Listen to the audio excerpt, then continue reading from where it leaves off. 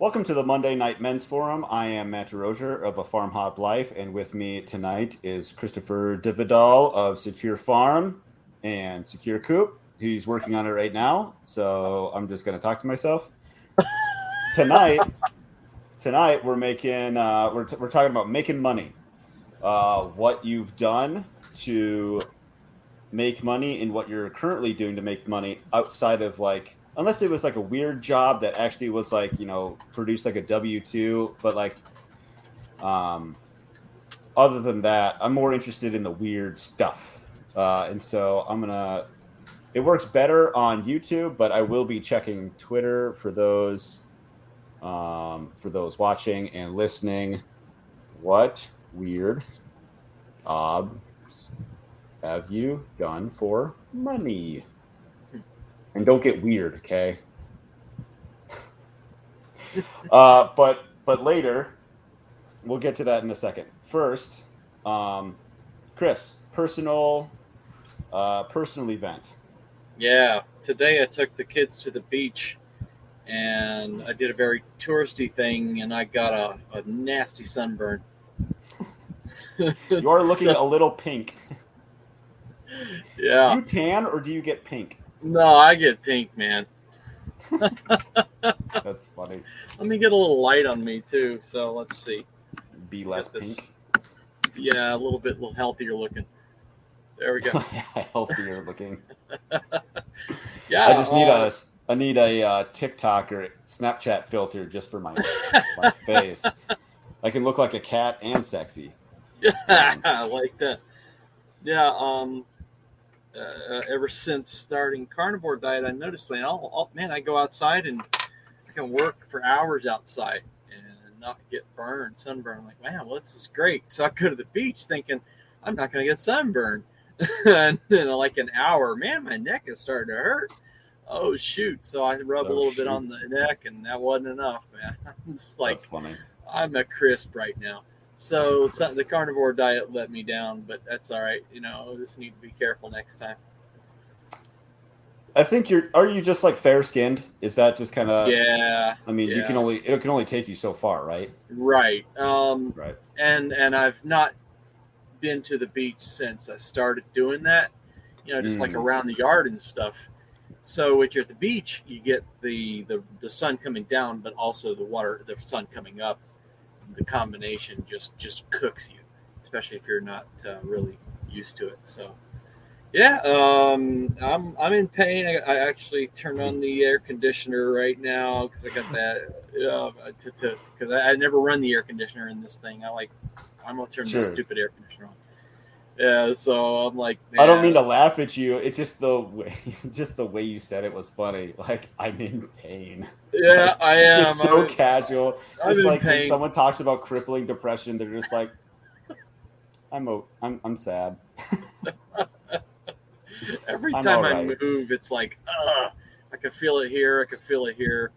And we slathered on the aloe, but it's still going to be, I'm going to probably not going to have good sleep tonight. Oh, yeah. You should probably take something so you can sleep better. I might have to do that. You know what? You just gave me an idea. Yeah. So instead of like a waterfall of water, what if there was an aloe fall? So like it was just like and so like what you would do, there would be like an inflatable something on the other side, and you just dive through it and just like coats you all over. That would be a thing for money. I kind of want to come up with some crazy ideas tonight. So there might be some takeaways here. Yeah, all right. An aloe fall at the beach. Aloe. You would need 55-gallon drums of aloe. Yeah. And it would need to be recirculating. So there would need to be like a little drain in the bottom and brought back. Yeah. Yeah.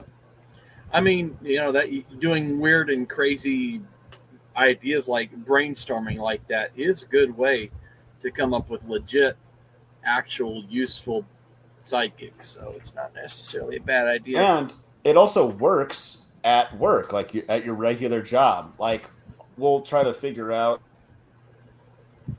from like, let's say A to B in like a piece of conduit or whatever, right? And I'm like, dumb idea, and just like kind of take it to the extreme, like Yeah. let's do this.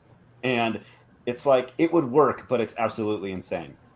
Like, but again, it would work. So is it that crazy? And then Yeah. usually my boss has like some version or completely scraps that idea and we do something completely different. Or we just like, you know what, let's do about half of what you said and modify it so that it's not so insane.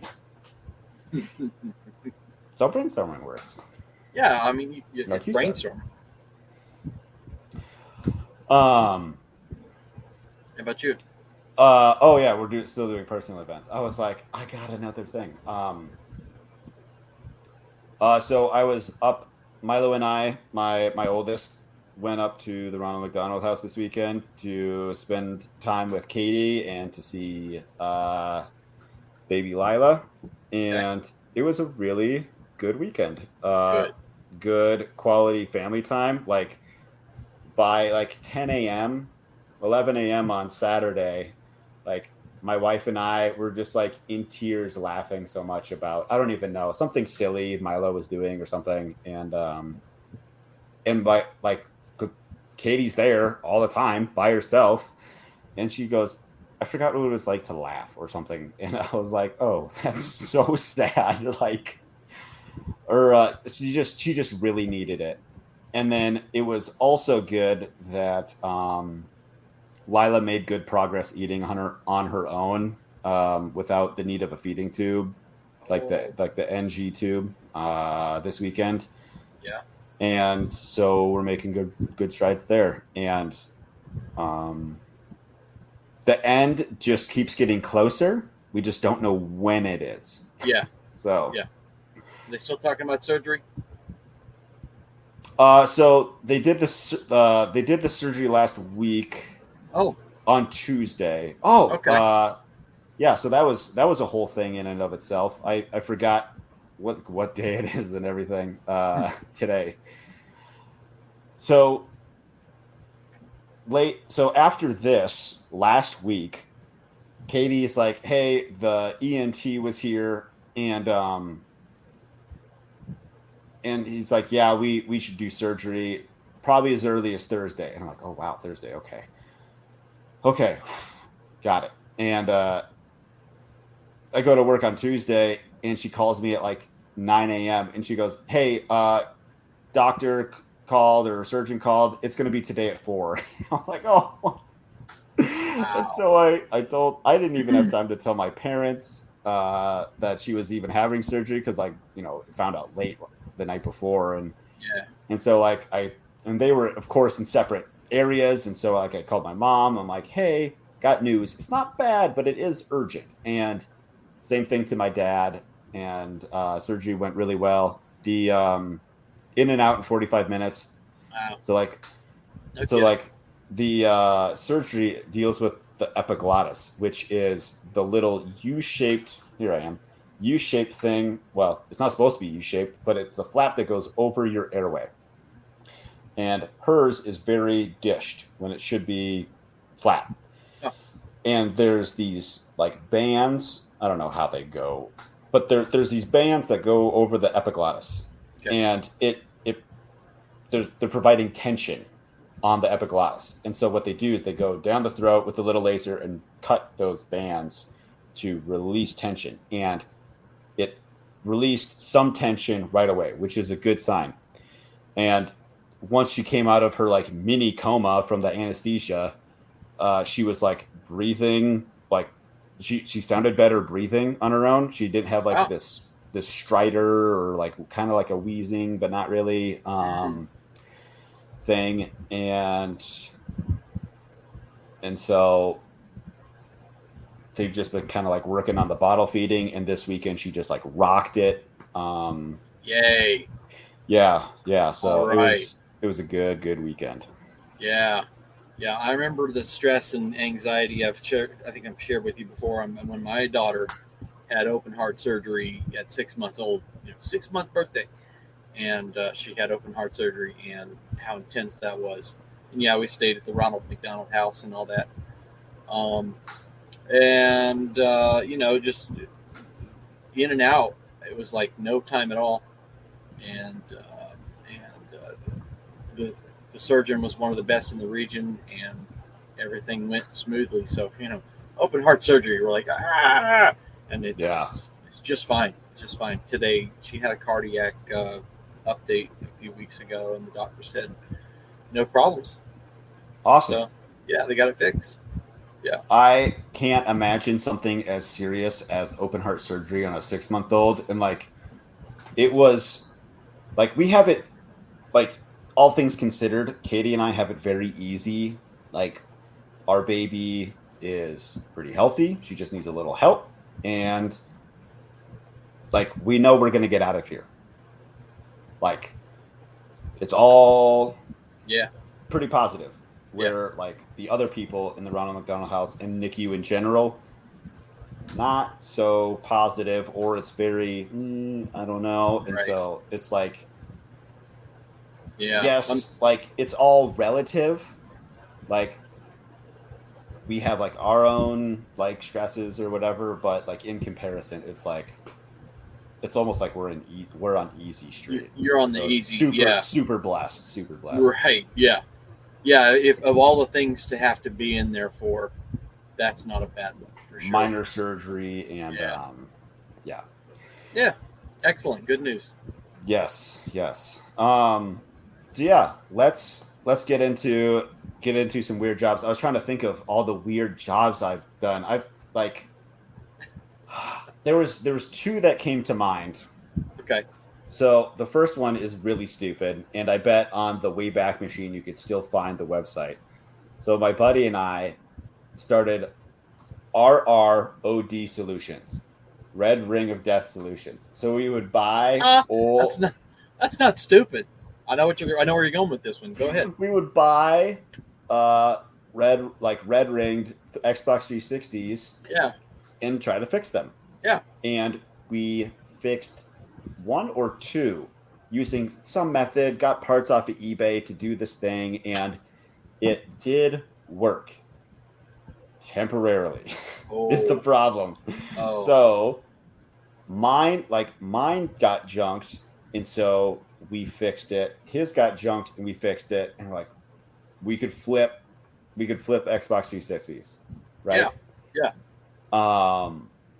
And so the problem is that mine worked for about a month, and then like it started going bad again, and so we would like have to fix it again, and then it lasted for about a week, and then I know, and so I after we had to like fix the same 1 or 2 like on the like 3rd time, I'm like, I'm out. I'm not even trying this anymore. Like we're working with junk hardware. Like there is no fix for that other than complete, like, what do they call that? Like backwards engineering the whole thing, and making our own PCBs or whatever. And I'm not doing that. And so what it blew my mind after looking into it a little bit more is the failure rate of the Xbox 360. I thought it was like 1 in 4, maybe 50%. Do you have any idea what it actually is?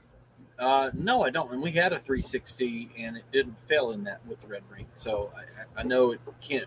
At least in one is, at least one of them was okay. So what was the failure rate? I saw it as high as like 74%. Oh, joke.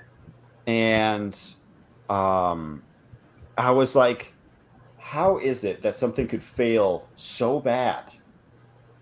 I'm seeing another report here of 54%. So that's still high. I don't know how something could fail so bad and there isn't a class action lawsuit that follows it. You know what I mean? Yeah, that's a good question. Yeah. That's a $399 system. Yeah. In 2005 money or whatever that was. 2009 maybe. I do not know here we go. This the 54% is from 2012. So whatever, 2010-ish. That's insane. That is. Probably because it's Microsoft. Like, what are you going to do? But like, Yeah. there's class action lawsuits against Ford and GM and whatever. So like, so outrageous that people should get their money back for Yeah. I mean, that's a bad deal. But whatever. Anyways, that was just of my one of my attempts at making some money that didn't work. I'm looking for.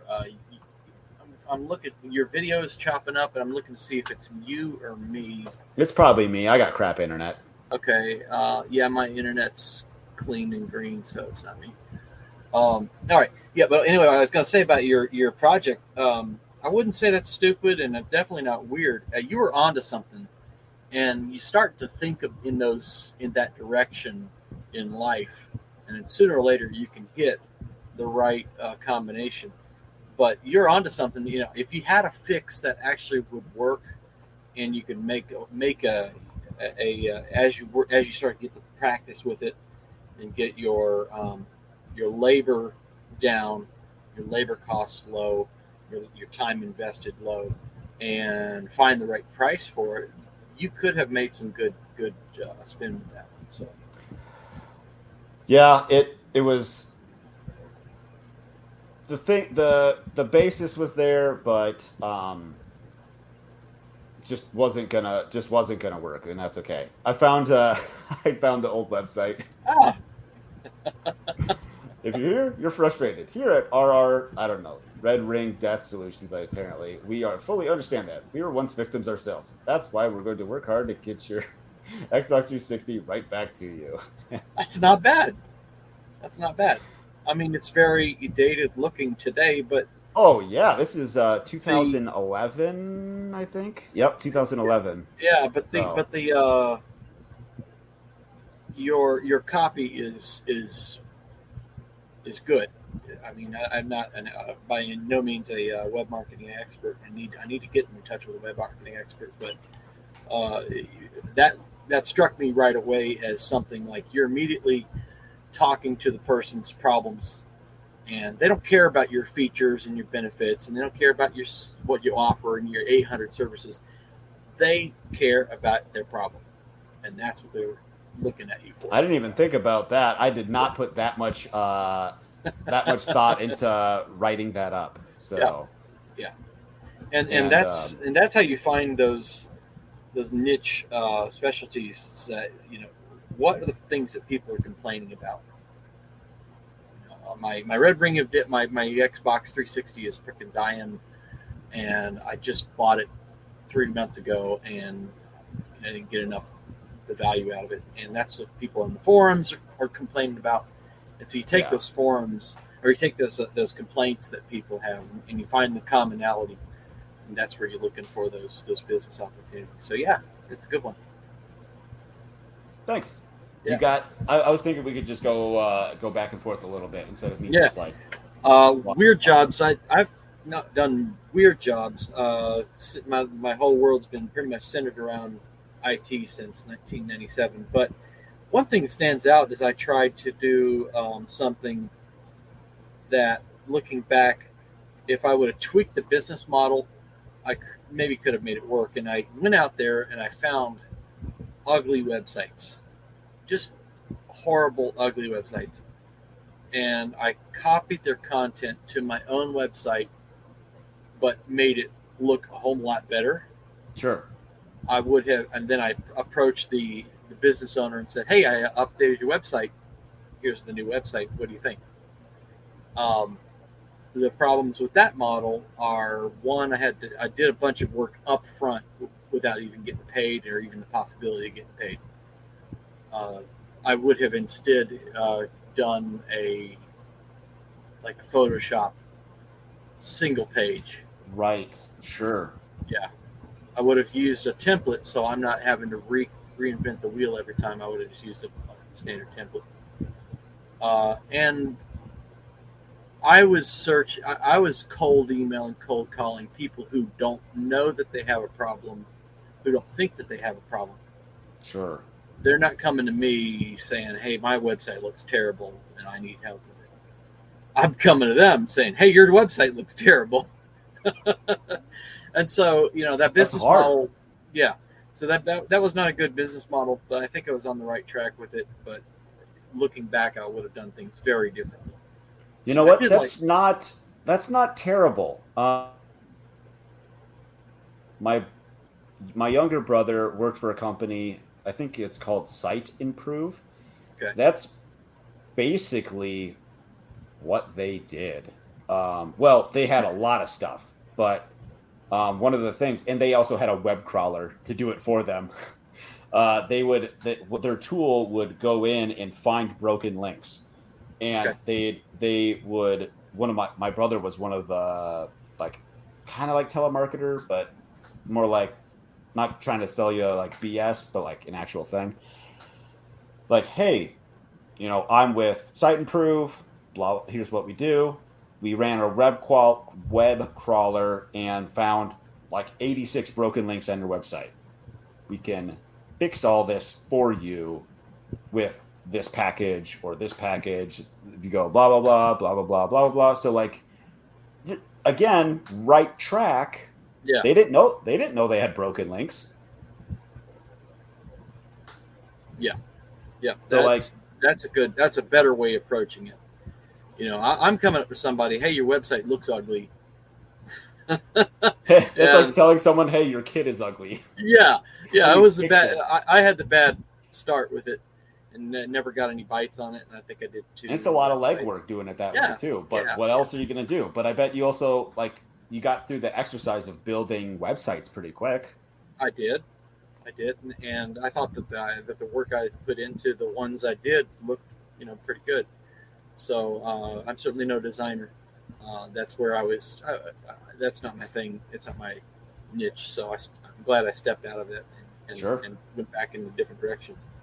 But little side gigs I've had were things like worked for a guy with his own. He had 2 servers, and I supported his servers and made sure they stayed online. Helped customers build their websites. So I built a few websites. I'll go around town and I'll see a company. "Oh, I worked on your website." So I did a little bit of this and a little bit of that, but mostly IT stuff. So nothing truly weird that comes to mind. Dunkin' Donuts years ago when I was just getting started, but that's not really all that weird. And put on 50 pounds eating the donuts. I was awful. Did you get paid in donuts, Christopher? Oh man, I was like, have a donut here, and I'm gonna have me make me a sandwich with bacon and sausage and egg, and I was, oh man. Nice. Yeah. I like the sausage, bacon, and egg. Oh man, it was that part would be worth it. It was a stacked sandwich. You should have done sausage patty, egg, bacon, sausage patty. That's more carnivore. It was on a bagel. So it was skip the bagel. Yeah. And so I haven't done anything weird, but I know I would if I had to, because you do what you have to for the family. So I would if I had to. I can't think of anything else I would do. I have done that's truly weird and extraordinary. Drove around, worked for a bank, and drove from site to site, replacing their routers that they're doing an upgrade. That was fun. That was a lot of fun. I took my wife with me sometimes, and we went, throughout the southeast Alabama and stayed in hotels. And we had no kids at the time, so and I got to go walk behind bank branch doors and night and be in a bank, and that was fun. It was neat. Nice. Yeah. Sounds like a lot of, I think you prefaced this, but like a lot of your stuff was very structured. Like there wasn't much up until SecureFarm. There hasn't been a lot of like entrepreneurial whatever. No, that's not true. Actually, it's, in 2006, I decided to try to strike out on a side. No, that's not my first side venture. I did try to be a consultant on the side, teach people computers and do home visits and things. Hmm. I had a coupon on a radio, and I had over 100 house visits where I drive to their house, and almost always it was my computer's slow, and almost always that was two things: they didn't have enough RAM in their computer, and they had malware, they had viruses and things. And so, almost always that was the fix: was to recommend some new RAM for $30 or something, Right. and run malware scanners, and their computer just run like a dream. And that was a lot of fun. Got to meet a lot of people, talk to a lot of people, but man, I was burning the candle at both ends. And I mentioned, in the first interview that chronic fatigue. It came on just after that. I think I just pushed myself just way too hard and crashed for years and years. But it was an attempt to do a side consultancy, and I nearly picked up a business. I had interviewed with the guy to do the business and do their backups and things like that. That would have been a nice monthly, stipend coming in, and they changed their mind. So I'm glad they did, because I think if I was to try to have done that, worked on that, made that commitment, I'm gonna serve you with your backups and your business and everything, and then all of a sudden be crashing from fatigue. I would have just never forgiven myself for doing that. So, yeah. So that was an attempt to try to do it, and it was just way too much hands-on. I took a step back and said, if I'm going to do anything like this again, it needs to be more building up a residual income that constantly flows in. I do work once, and then it pays for itself again. Right. Yeah. I had a follow-up question. I don't remember what it was.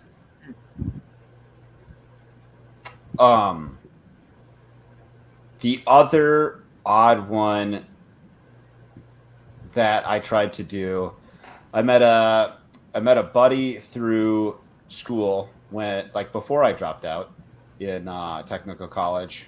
We would just work on projects, electrical or electronic projects together. And I got the idea of he wanted to do. Oh my gosh! I can't believe I forgot about this. I was going to bring up one of the projects, and then I completely forgot about the one that we actually launched a Kickstarter on. Let me see if I can find it. You got a Kickstarter on you for you. So okay, so the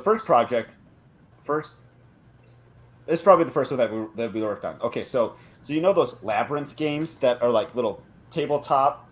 Yeah. And they're maybe 8x8 or something like that, and they got a knob on one side and a knob on the other, so it tilts the deck, and you got to make the ball go through the thing, maze, and holes, and blah blah blah.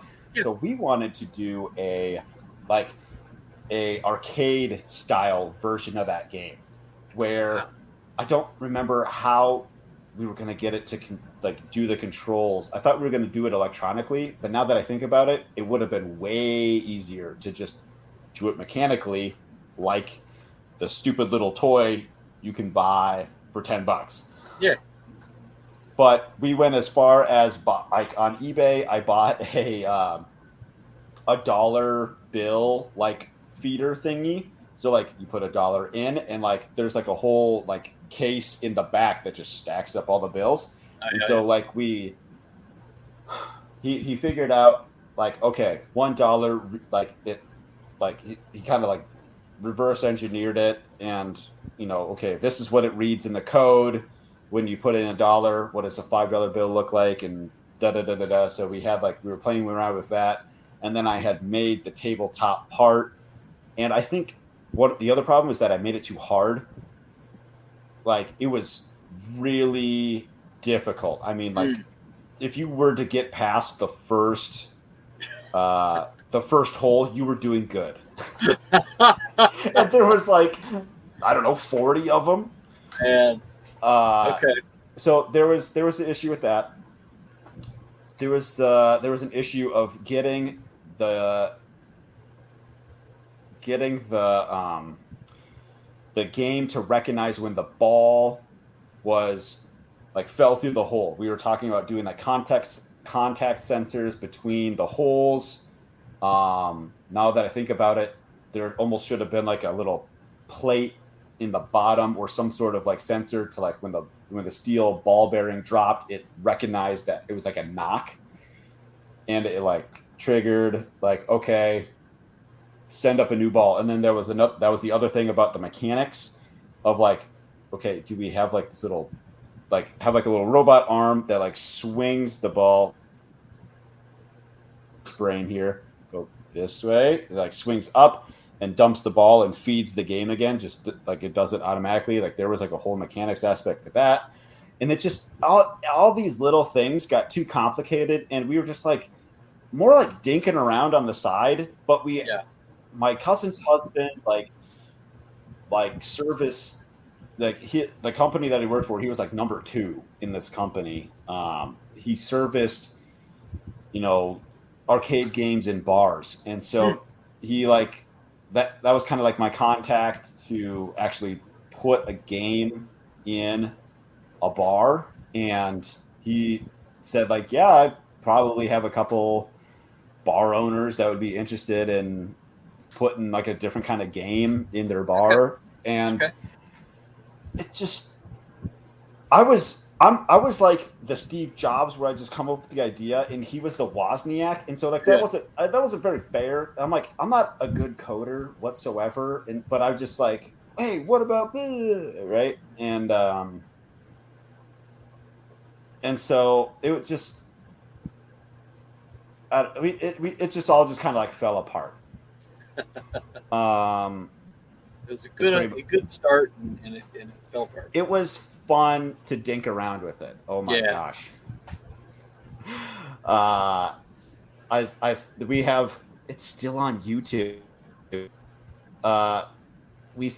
have a. Okay, let's see if I can share this video. All right. I have no idea if this is actually going to work. Share screen. This one. Let me know if it share system audio. Share. Okay, let's see if this works. Looks cool. Hi, I'm Jonathan. And I'm Matt. We're lifetime electronics hobbyists. Is this working? Can you hear this? Yeah. Okay. And open source advocates. We want to introduce I paid $500 for this table video. tennis game is played in one dimension. We're very close to shipping, but we need your help. By backing our product, you'll be helping with manufacturing and product compliant costs. Our game is like table tennis, but the ball is made of light and gameplay occurs in just one dimension. Here you see player 1 serving the ball to player 2. Player 2 can return the ball at any time by pressing his button, as long as the ball has crossed the halfway mark. If player 2 tries to return the ball before the halfway mark, player 2 loses his turn. The closer that player 2 allows the ball to get to his goal before returning the serve, the faster the serve is returned. This way, risk is rewarded, which makes gameplay more exciting. Once either player has scored 7 points, that player wins the round and a celebration sequence is displayed on the game board. Then the ball is returned to the winner to start a new round.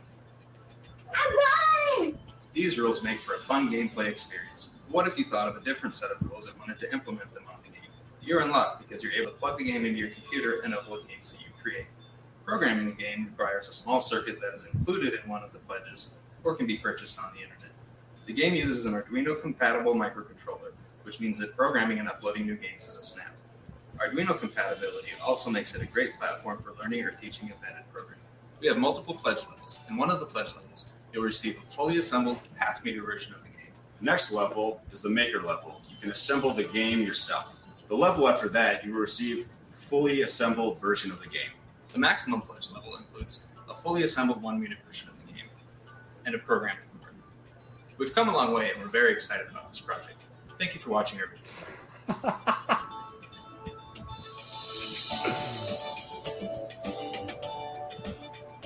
It's actually kind of neat. And did you actually, you never finished that?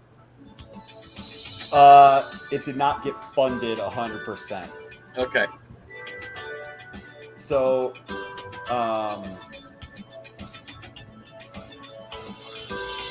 we were asking for, I think it was like $20,000, like to have it funded. It was because it was a lot of work to make the things. Like we were working out of his garage. Yeah. I can't believe, what year was this? 2014. Okay. We were working out of his garage, and we just bought like some like Home Depot wood to like, you know, do the prototypes and whatever. Yeah. And we timed ourselves like how fast we could make one, and then like, okay, it takes this long to just cut all the wood, router the pieces, and then like, okay, and then I try to get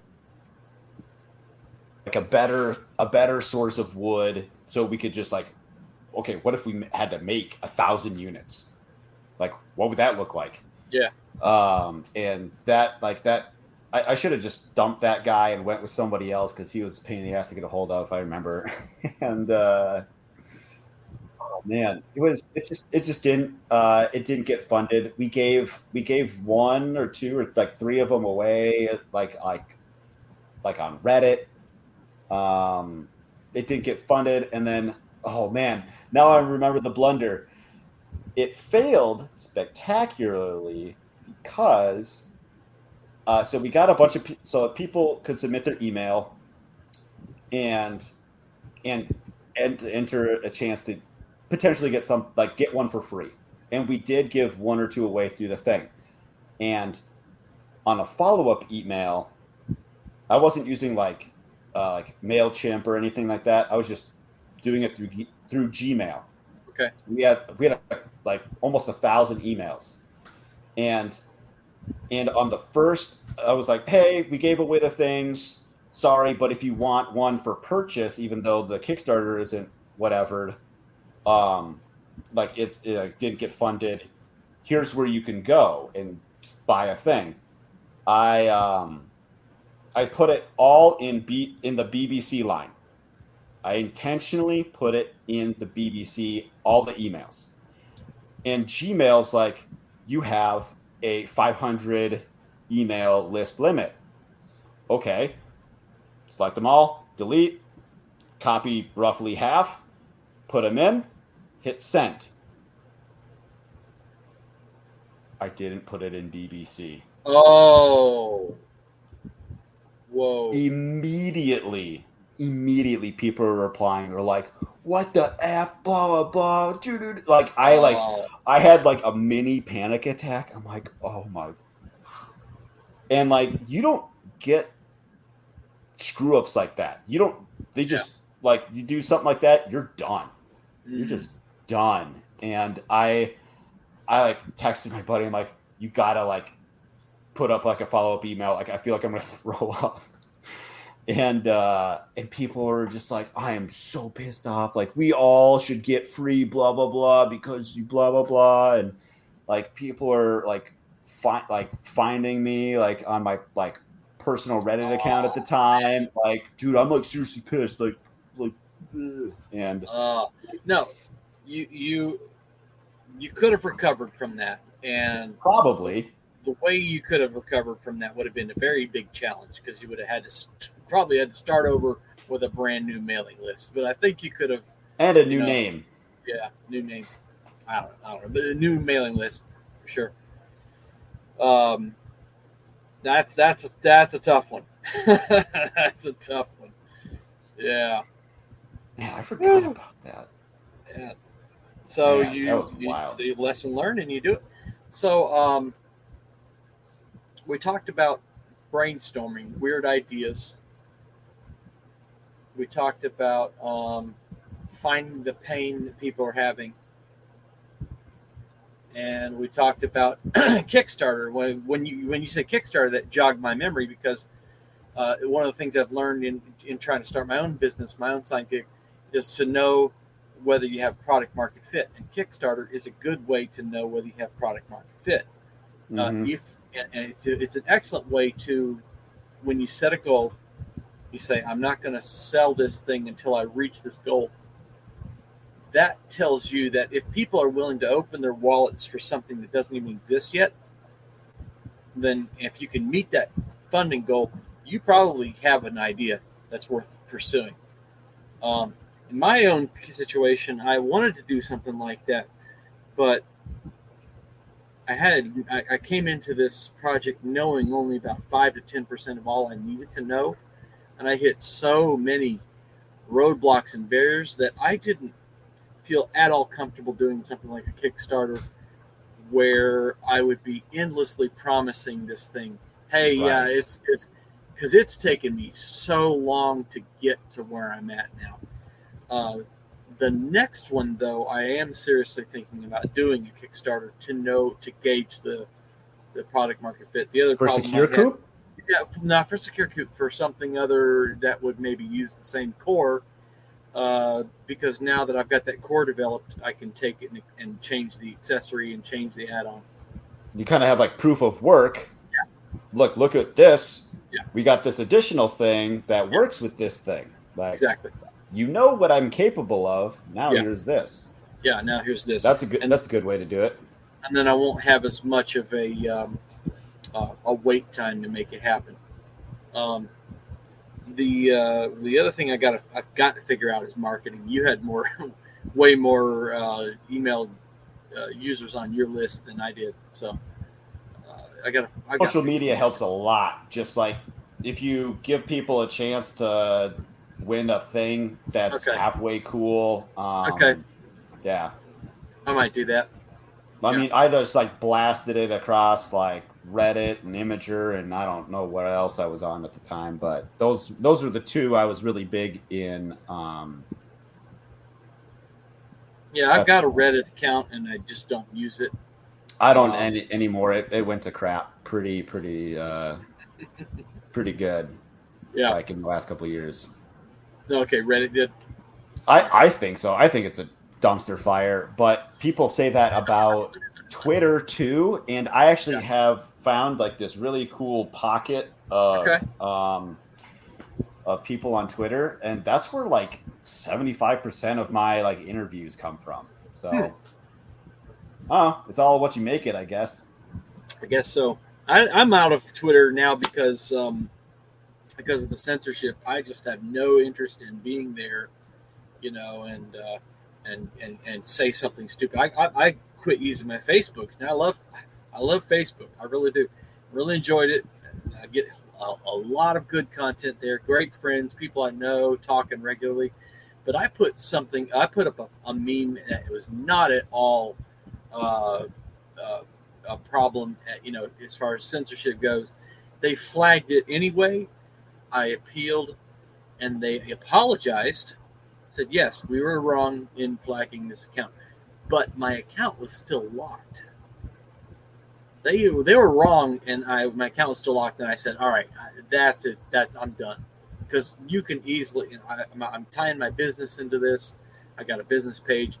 I cannot risk putting up something that's a little bit spicier that would get flagged. And I said, no, I'm done. So I'm more in on me now, but so you're finding success on Twitter. Okay. I'm finding a lot of success on Twitter, and I honestly have considered going back to Facebook just to promote FarmHopLife more.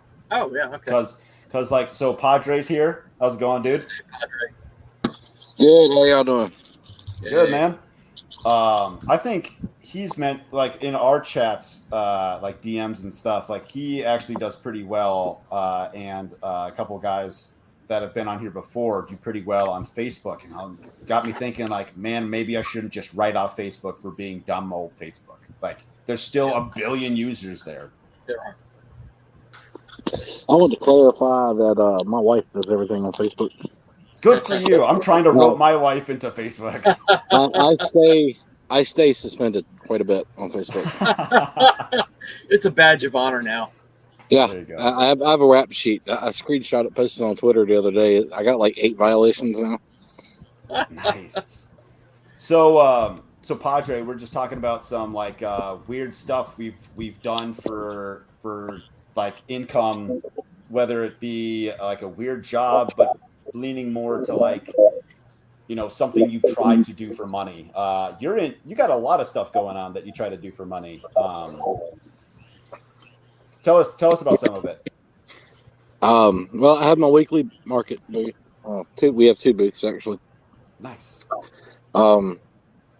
I'm a beekeeper, so I also do wild swarm and hive removals from people's homes. I didn't know that. I have gone and built chicken coops. I have built fences. I've built a wheelchair ramp on someone's house. Huh. So there's not the bees many. under it? Do what? Did you put all the bees from your bee removal under the wheelchair ramp? Nope, they go to my house. Just checking. You got to put them somewhere. That honey's liquid gold. They all come back to my place. But there's not many jobs I won't turn down. Sure. I won't turn down for money. It's I have Gumroad courses. I have ebooks. I have published books. I've done all kinds of different things. I'm actually working on a Gumroad homesteading course right now. I am. Nice. It's going to be a 6 week. It's going to be a 6 week long class. I'm about on week 4 right now. Is that for Rhizoma Field School? No, what I do for her is completely different. Okay. So her, the way she has it set up is it's adult. The first one was a 12-week class. This last one was an 8-week class, and she has mentors, which I'm a mentor. I'm there every week to help answer questions and walk students through things. And then she has a lecturer every week. The lecture is on something specific. I'm her garden guy. So my lecture every week is on plants, or not every week. The week that I do my lecture is usually on plants, water conservation, things like that. Cool. But this is going to be a 6-week course. It's going to cover everything from which what I teach on hers will also be in my course also. So you get to double dip a little bit on the content. Nice. Yeah, I mean it's my content. I got rights to it. So well, yeah. Why not? That's super cool, dude. I'd like to. Any idea what you're gonna sell it for? Right now I'm looking at about $600. I'm thinking that's gonna be a nice when that's done. Rhizoma charges $1,500 to $2,000. Dang. I was gonna say I'd like to buy it, and I still would like to buy it, just to be like, hey, I checked this thing out, and it's pretty cool. You should go support him. And no, I can't do that. I might slide you in there for free just so you can promote it. Thanks. No. Yeah, it's gonna. Go ahead.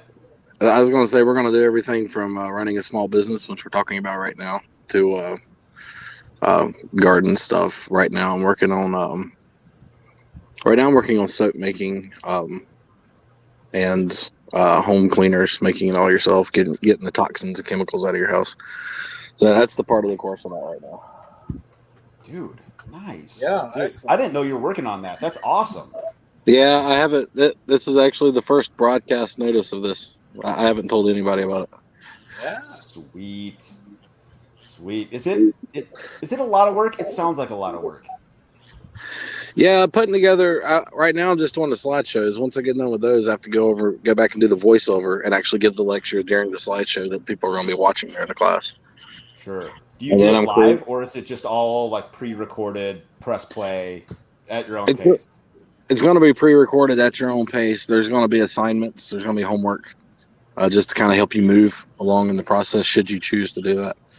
I tried doing live classes about a year ago. I didn't get any signups for it, or people that were interested. They could, there was all different dates and different times, and I was going up doing like 12 classes in a week instead of getting everybody together on like a Thursday night at 6 p.m.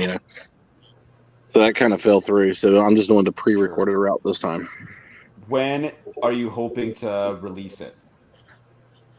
Hopefully in the next 2 to 3 weeks. Dang, that's pretty soon. Chris, So do you think you could match that? No. What's your niche there? What do you $600 for a homesteading course? It seems to me like a high starting cost. But if there's something that is extremely appealing, like if it was a permaculture certificate, that kind of thing, I could see $600 for that. What's the niche that you're coming in with that? Where do you get off? Right. Yeah, no, this is a beginner's. This is going to teach you how to go from beginning. Is pretty much like my ebook for somebody that's never touched dirt before. It's broken down from the very beginning, and I'm going to offer contact with me. They're going to be able to text me. We're going to be able to FaceTime once a week. That can be at their discretion if they're working on a project around their yard, building a grow box or whatever. They can FaceTime me during, and I will sit there with them, and I will go through things and chat with them and give them advice. Yeah. So there'll be live access to me on top of the pre-recorded material. That's a lot of value right there. Yeah. I think a lot of us, like homesteaders, should hijack OnlyFans for gardening tips and content and whatever. So, like, if you want hot and heavy gardening, hit up Padre Homestead. Yeah, I attempted to open an OnlyFans a year ago. Oh man, it was going to be all my tobacco pipes. It was going to be like pipe porn. I got through the first two verifications, and they wouldn't pass me on the third one. Oh, boo! How do I find your ebook and Gumroad stuff? I have to send you the link. I have to look it up. All right, because I was on your website, and I was like, I don't see. Yeah, it was all on my profile, but I got doxxed earlier this year, so I ended up taking all that down. Like, I mean, how is that different than like doxing? How like with your like home address and stuff? Oh yeah. Oh, okay. Yeah, my business information, everything. Huh. Well, hopefully that doesn't happen from the interview we did a couple of weeks ago. It's like I said, I'm not hard to find if you really want to look for me. Sure. But I just made it harder to find. Like, you're actually gonna have to put some effort into it. And eventually, once all that blows over, which it seems like it pretty much has, I'll start putting that information back out there again. Are you still dealing with crap from that, or is it pretty much gone? No, I haven't now in probably a month and a half since my last death threat or really bad message. I had my wife and daughter threatened, and yeah, it was pretty rough. And it was over something really stupid, like I really didn't have any part of. So I was going to say, what warranted a death threat? Do y'all remember Roman McClay and the Sanction books? It was real popular a couple years ago on Twitter. I mean, the guy wrote 3 books, and the thinnest book is 666 pages, and that was his last book. His first one was like 1,000 some pages, and it was this really bloody fantasy fiction book. Anyway, he lived out his book. If y'all remember the shooter in Denver, Colorado, right after Christmas last year, that was Roman McClay. He killed the people that he named in his books. Wow. And so anybody that had ever been friends with him or talked with him on Twitter got doxxed on that. I mean, this guy in Germany put out this whole crowdfunded page with thousands of names. Wow. And I hadn't spoken to the guy in over a year before he went stupid and did that crap. But anyway, my name got on that list, and it was not fun for a little while. Weird. That is so weird. Yikes. Yeah. Well, so is it Sanction? Is that what you said? Author of Sanction? Yeah, Sanction the book. Gotcha. Okay. Yeah, when he did what he did, it got pulled from Amazon. It got pulled from everywhere that book was sold, and his website got taken down by the host. And Intense. Weird. Weird. That took a weird turn. Thanks. Yeah, you're welcome. I'm a living example of cancel culture. Yeah. Wow. I guess so. I got doxxed and they tried to cancel me over somebody I hadn't talked to over a year because they did something stupid. Can I ask what was your affiliation with them? Even just exchange like a tweet, like nice meme. Yeah, I followed him on Twitter. He followed me on Twitter. He retweeted some of my stuff. I retweeted some of his stuff. That was it. That was the only connection. And you're wondering why I'm not on Twitter. Well, I think it's pretty much any social media. But oh yeah, it's getting awful. Huh. So my business has a Twitter page. I am not connected to that Twitter page whatsoever. So it's I separated myself. Facebook. The reason my wife does everything is because I stay in trouble. I make a lot of people mad. Fair enough. Even though we discussed your real name and your Homestead website and all that, and I'm not. The biggest mistake anyone can make would be actually to show up here. I hear that a lot of my guests that stay relatively anonymous. Yes, but they can ruin your life from half the world away. So what are they going to do? Fire me from my job? That's true. I work for myself, so I mean they can call me and complain about me all they want to, but I'm not going to do anything about me. So here's another side thing that is tying Padre and I together. He's working on some designs for me. Well, he's actually done the designs. I am working with 5. I haven't announced it yet, and this isn't even a formal announcement. This is just like, hey, we're talking about weird jobs we've done for money, or things. It doesn't even have to be weird. Just like, what have you tried to do for money or something? I'm working with 5 people that I have interviewed to produce something of value.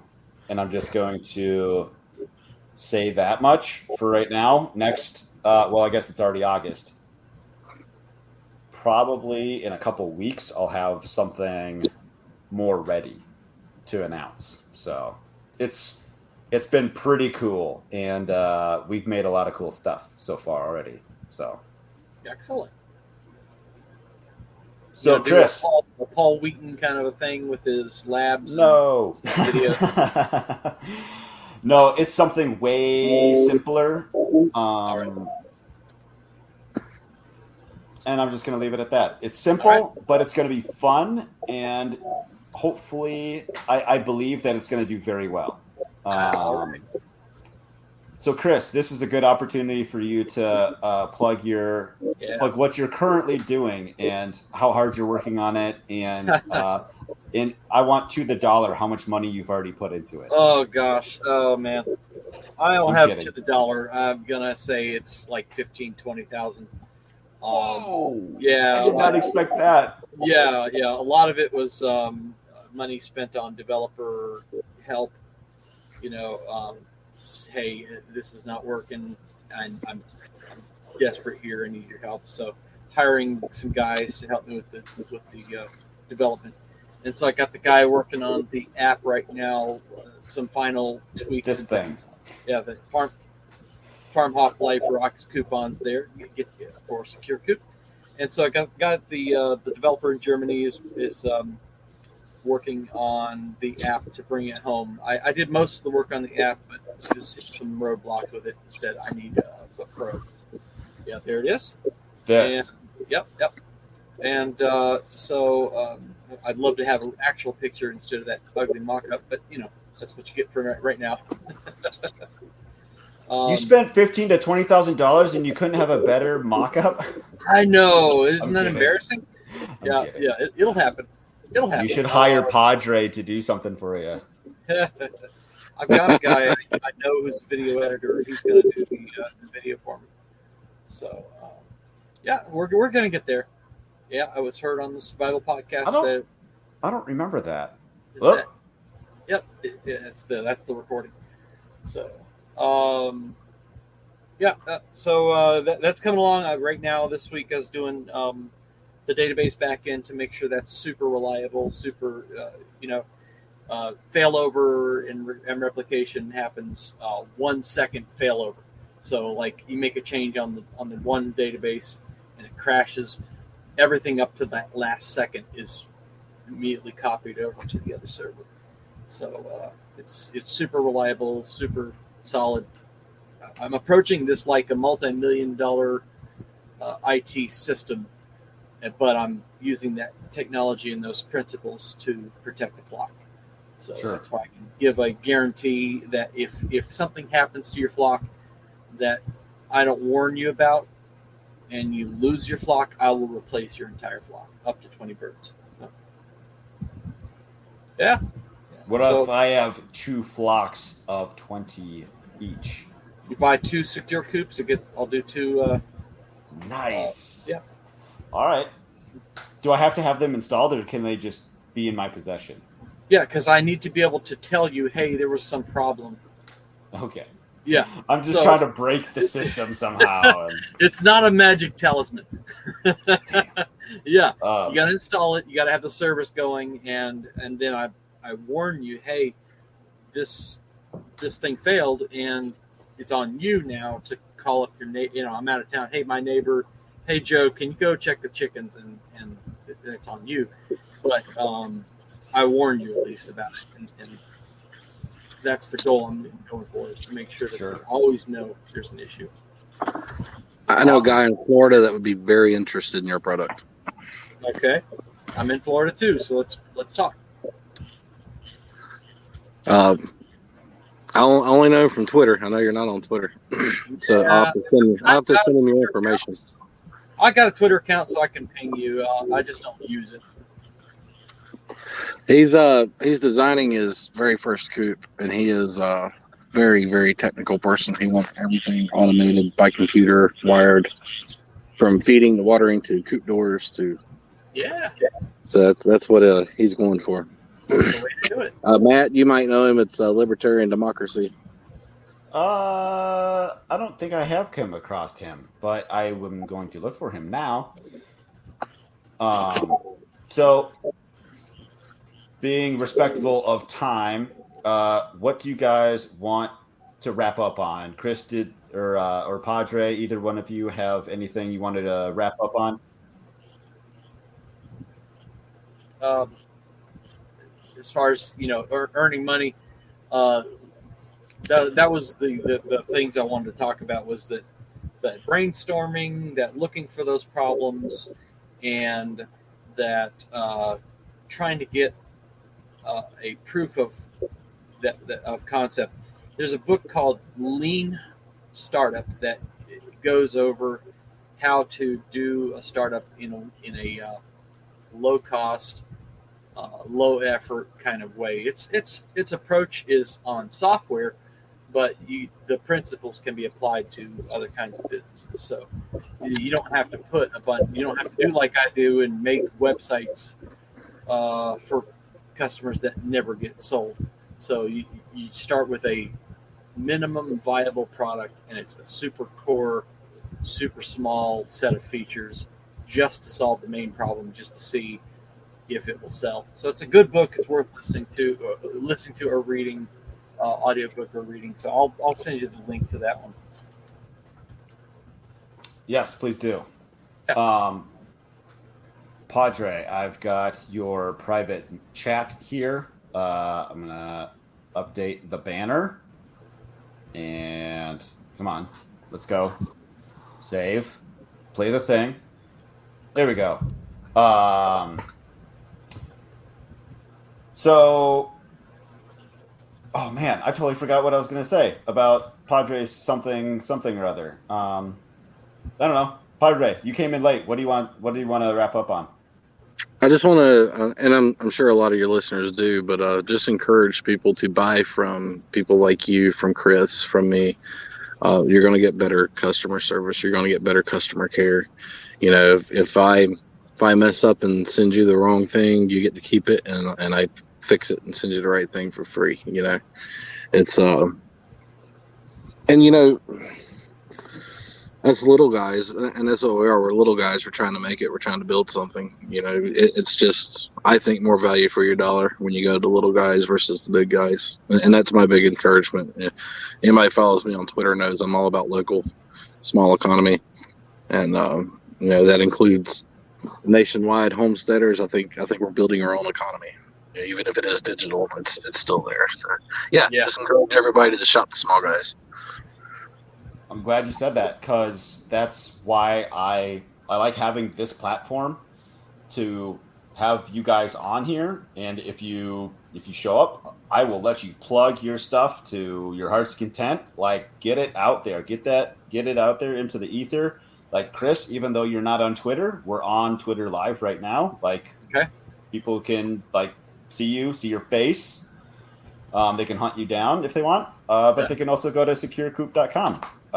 And they could go to smith-homestead.com and get 10% off your entire order if you enter FarmHopLife in the coupon code. So that's pretty neat. I think I promised that on the last one, and I've forgotten to tell you that I did it. Also, if you look in the private chat, you wrote FarmHopLife, and so I just corrected it for you. Yeah, I appreciate that. Yeah, it's FarmHop on the website. Okay, cool. I appreciate you giving out a discount. I'm gonna have to buy some honey or some soap, and I think Bowtie Farmer also has. He brags about his honey all the time. So me and him had a long conversation about that. Did you? Yeah, I'm about to bring him some competition because I haven't been selling honey online, but I'm about to begin. Nice. Are you gonna include the comb like he does? Probably not. Okay.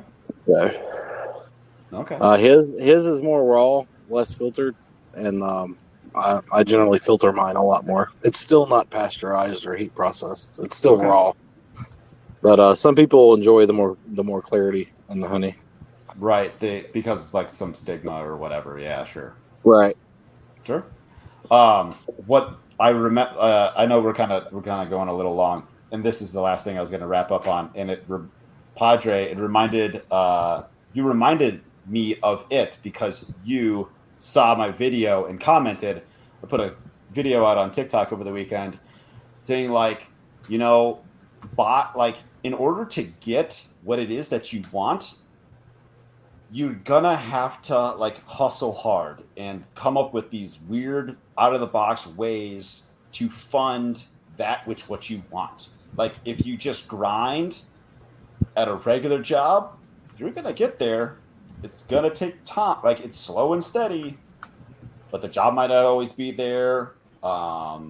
Stuff's gonna knock you down, and it's also just not gonna be as fun to just come up with stuff on your own. And so there is no grifting. Like, if you do it with authenticity and integrity, it's not a grift. Unless you're authentically and integrally an a-hole, then you're fine. So just go make your money however you want to make your money. Like, if it's selling merch, if it's selling pictures of your feet, if it's coming up with your own brand of coffee, whatever, go get it. And so that's you reminded me of that. So excellent. And I'm logging into my barely used Twitter now, so I'm going to follow some people, and I'll ask for the link, Padre, for that for your friend there. Chris, you have a whopping 2 followers. Oh, I brought it up to 3. There you go. I don't know why I wasn't following you before. Awesome. Well, hey, let's go around again real quick. We got Chris. Chris, say your stuff. Yep. SecureCoop.com. Use the coupon FarmHopLife Rocks and get a coupon. I forget what it is. It's like $20 or something. But that can be combined with other coupons if you're on the Survival Podcast member support grade.